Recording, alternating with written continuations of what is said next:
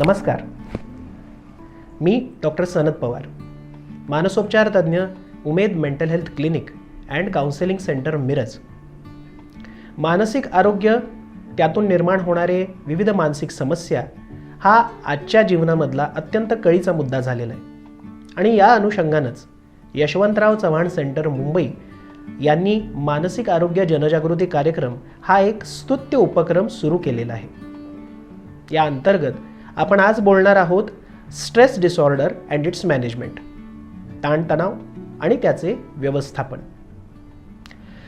गतिमान आयुष्य, ग्लोबलायझेशनमुळं एकूणच चंगळवादाचा वाढणारा प्रभाव, एकत्रित कुटुंब पद्धतीतून विभक्त कुटुंब पद्धतीकडे झालेला आपला प्रवास, सुसंवादाचा अभाव, मानवी मूल्यांपेक्षा पैशाला आलेलं अवास्तव महत्त्व, सोशल मीडियाचा अनिर्बंध वापर, एकूणच जगण्याविषयी असणारी अनिश्चितता, आजारपणे, व्यसने या सगळ्यातून निर्माण होतो स्ट्रेस अर्थात ताण.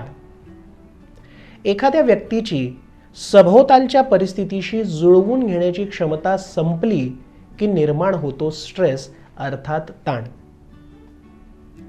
आता या ताणाचे विविध प्रकार पडतात, जसे की पोस्ट ट्रॉमॅटिक स्ट्रेस डिसऑर्डर, अपघात, अकाली झालेला मृत्यू किंवा इतर अनेक कारणांच्यामुळे पोस्ट ट्रॉमॅटिक स्ट्रेस डिसऑर्डर हा विकार तयार होतो. याच्यामध्ये एखादी अनाकलनीय किंवा अनपेक्षित घटना घडल्यानंतर त्यातून निर्माण होणारा स्ट्रेस हा साधारणपणे 4 ते 6 महिन्यांहून अधिक काळ टिकून राहतो आणि यातून विविध प्रकारच्या मानसिक समस्या उद्भवू शकतात. यातीलच दुसरा प्रकार आहे तो म्हणजे ॲडजस्टमेंट डिसऑर्डर.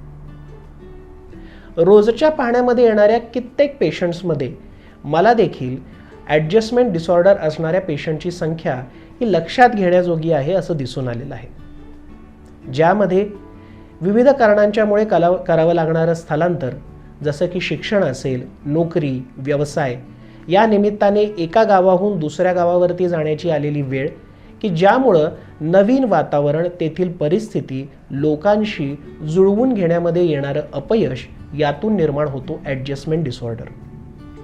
याशिवाय अकाली होणारे मृत्यू असतील किंवा बेरोजगारीची समस्या, व्यवसायात नोकरीमध्ये येणारं अपयश, घटस्फोट हे देखील प्रमुख कारणे आहेत ॲडजस्टमेंट डिसऑर्डर निर्माण होण्यापाठीमागं. भारतामध्ये जरी जोडप्यांच्यामध्ये असणारं घटस्फोटांचं एकूणच प्रमाण कमी असलं तरी त्यामध्ये सामाजिक दडपणामुळे घटस्फोट घेता येत नाही अशी विचित्र परिस्थिती भारतीय जोडप्यांच्यामध्ये दिसून येते. आणि त्यामुळंच एकूण भारतीय जोडप्यांच्यामध्ये आनंदी असण्याचं प्रमाण हे अतिशय अत्यल्प आहे. याच्या पाठीमागं सगळ्यात प्रमुख कारण ठरतं ते म्हणजे ॲडजस्टमेंटचं. आमचं एकमेकांच्या सोबत जुळत नाही आहे, आमची मतं जुळत नाही आहेत किंवा एकमेकांच्या सोबत ॲडजस्ट करून घेताना आम्हाला त्रास होतो किंवा ते जमत नाही, खूप अडचणी निर्माण होतात. अर्थातच ह्या व्यक्ती ॲडजस्टमेंट डिसऑर्डरमधून जात असतात असं आपल्याला म्हणता येऊ शकेल. या दोन्हीशिवाय अजून एक महत्त्वाचा ताणतणावाचा विकार म्हणजे ॲक्यूट स्ट्रेस डिसऑर्डर. हा विकार साधारणपणे निर्माण होणारे जे ताण असतात या ताणामधून तयार होतो आणि तो साधारण पहिल्या 4 ते 6 आठवड्यांच्या आतमध्ये आपल्याला दिसून येतो. अनपेक्षित घडणाऱ्या घटना यासाठी प्रामुख्यानं कारणीभूत ठरतात.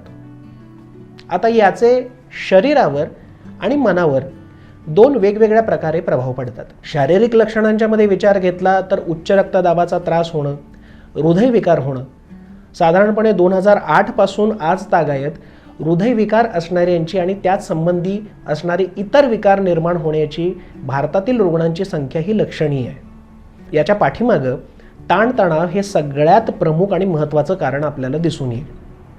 उच्च रक्तदाब आणि त्या अनुषंगानं होणारा हृदयविकाराचा त्रास असेल, रक्तातील वाढणारी साखर आणि त्यायोगे निर्माण होणारा मधुमेह असेल किंवा इतर शारीरिक विकार असतील, या सगळ्याचं प्रमुख मूळ हे ताणतणावामध्ये असलेलं आपल्याला लक्षात येईल.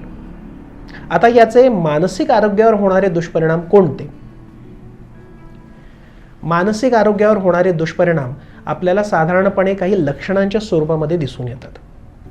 जसं की भीती वाटणं, छातीमध्ये धडधड होणं, विनाकारण कुठल्याही कारणास्तव चिडचिड होणं, त्याचा झोपेवर होणारा अनिष्ट परिणाम, यातून एकूणच झोपेची वेळ कमी होणं किंवा एक सलग गाढ झोप न लागणं, याचा थेट परिणाम भुकेवरती होणं, भूक मंदावणं किंवा ताणतणावापोटी अति जेवण करणं किंवा अति भोजन करणं हा प्रकारे आपल्याला यामध्ये दिसून येतो. जर या लक्षणांच्या वरती वेळीच उपचार केले गेले नाहीत तर यातून दीर्घ कालावधीची मानसिक समस्या निर्माण होऊ शकते. स्ट्रेस डिसऑर्डर मॅनेजमेंटकरिता काही सायकोथेरपीज या परिणामकारक पद्धतीने वापरता येतात.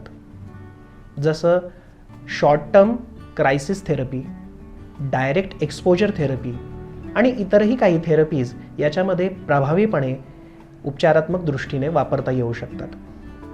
खास करून जोडप्यांच्यामध्ये जिथे ॲडजस्टमेंट डिसऑर्डरसारखा स्ट्रेस विषयक विकार तयार होतो किंवा ॲडजस्टमेंट इश्यूज डेव्हलप होतात, अशासाठी खास उपाययोजना म्हणजे लग्नाआधी जोडप्यांची सायकोमेट्रिक चाचणी करणं, एकूणच लग्नाविषयीचा त्यांचा दृष्टिकोन, याची त्यांना कितपत माहिती आहे, सेक्सविषयक किती माहिती आहे आणि त्यासोबतच दोघांचं शिक्षण आणि त्यांची एकूणच प्रगल्भता याच्याविषयीची चाचणी करता येते.